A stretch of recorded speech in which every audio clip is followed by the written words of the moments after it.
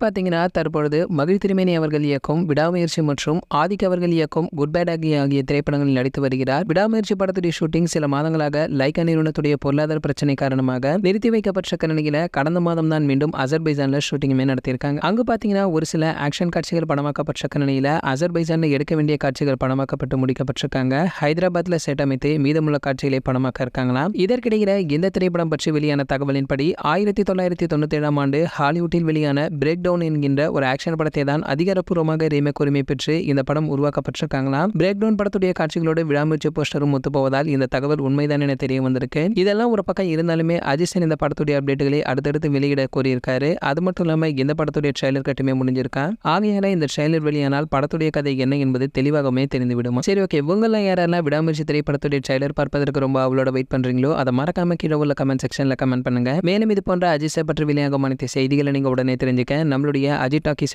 சேனலை சப்ஸ்கிரைப் பண்ணிக்கங்க. பக்கத்தில் உள்ள பெல் ஐகானை கிளிக் பண்ணிட்டீங்கன்னா நீங்க நம்ம வீடியோவை மிஸ் பண்ணாம பார்க்கலாம்.